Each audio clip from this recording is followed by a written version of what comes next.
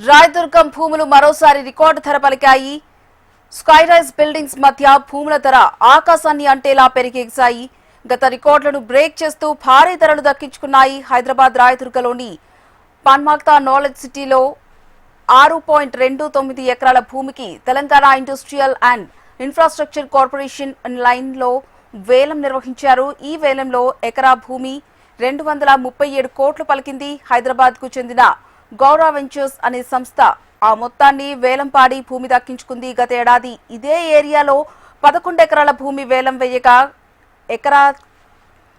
ఎకరాకు గరిష్టంగా 177 కోట్ల రూపాయల ధర పలికింది. ఇప్పటి వరకు హైదరాబాద్ సిటీలో అత్యంత ధర పలకగా ఇప్పుడు ఆ ధర రికార్డ్ బ్రేక్ చేస్తూ 237 కోట్లు పలికింది. భూముల వేలం ద్వారా ప్రభుత్వానికి 1490 కోట్ల ఆదాయం సమకూరినట్టు అధికార వర్గాలు వెల్లడించాయి.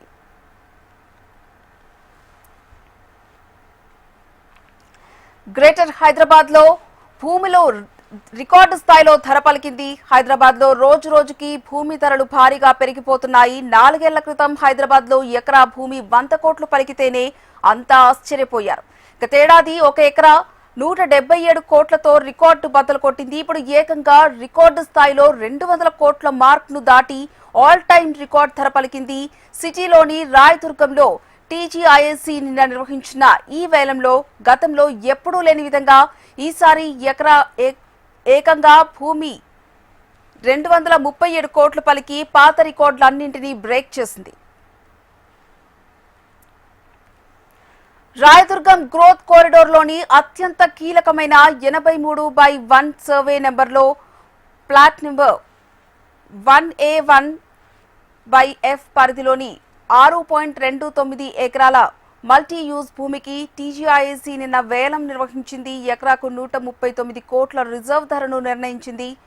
ప్రముఖ డెవలపర్లు, కార్పొరేట్ సంస్థలు ఈ భూమిని దక్కించుకోవడానికి పోటీ పడ్డాయి. ఎంఎస్టీసీ పోర్టల్ ద్వారా పారదర్శకంగా సాగిన డిజిటల్ వేలంలో ఊహించని రీతిలో బిడ్స్ దాఖలయ్యాయి. చివరకు రిజర్వ్ ధర కన్నా రికార్డు స్థాయిలో ఎక్కువ పలికింది.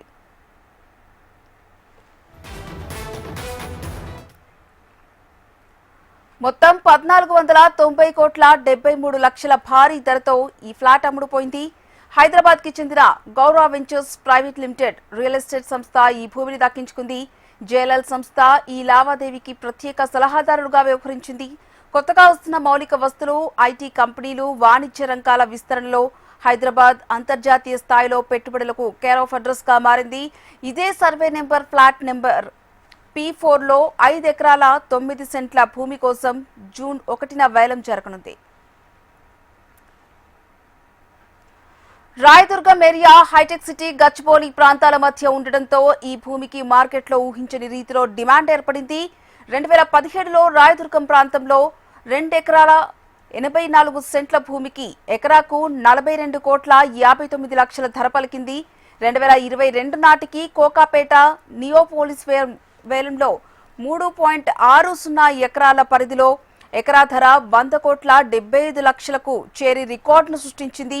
2025 అక్టోబర్లో రాయదుర్గం నాలెడ్జ్ సిటీలో జరిగిన వేలంలో ఎకరా 177 కోట్లు పలికింది. ఇప్పుడు ఆ రికార్డులన్నింటినీ బ్రేక్ చేసి రాయదుర్గంలోని పాన్మక్తాలో జరిగిన తాజా వేలంలో ఎకరా ధర 237 కోట్లు పలికి సరికొత్త రికార్డు లిఖించింది.